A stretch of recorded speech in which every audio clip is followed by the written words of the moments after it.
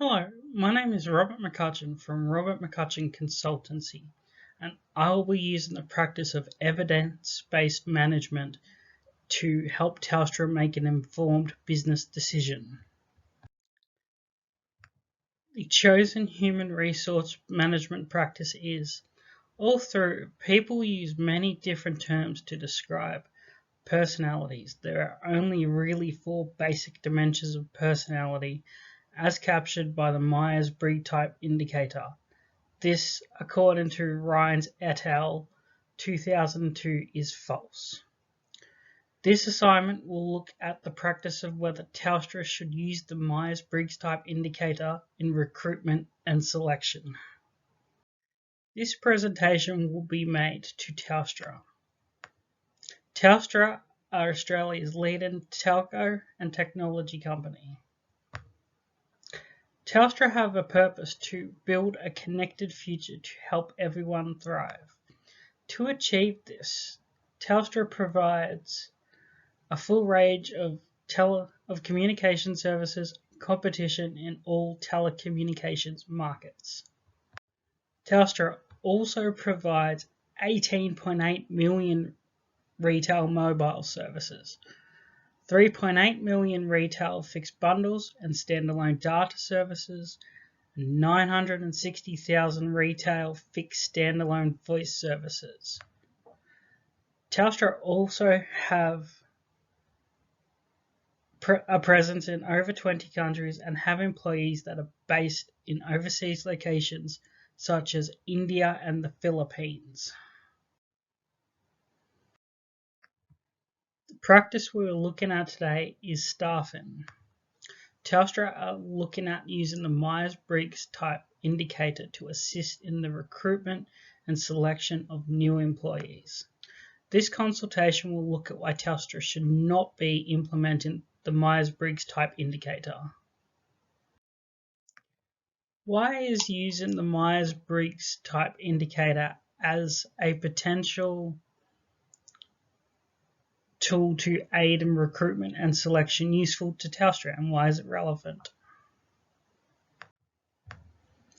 The Myers-Briggs Type Indicator has been utilised previously in the workplaces in the following ways: selecting and hiring new candidates, predicting workplace performance, career planning, building teams, and for these reasons, Telstra think that the Myers-Briggs Type Indicator may actually be useful in recruitment and selection.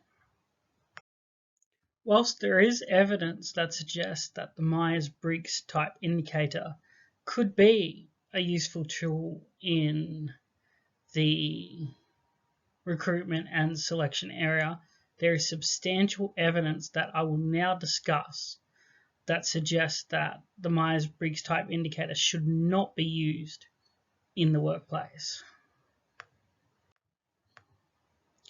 Telstra should not be using the Myers-Briggs Type Indicator as a tool in recruiting and selection for the following reasons. The test is not designed to measure workplace performance. The Myers-Briggs Type Indicator is not actually designed to be a predictor of performance.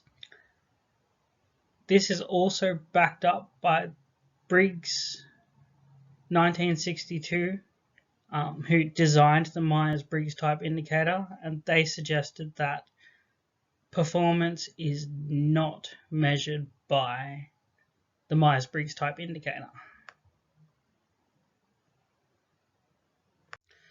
Further evidence that the Myers-Briggs test is not appropriate to be used for selecting and recruiting is a meta-analysis done by Hertz and Donovan 2000 show that personality traits are very weakly associated with job performance.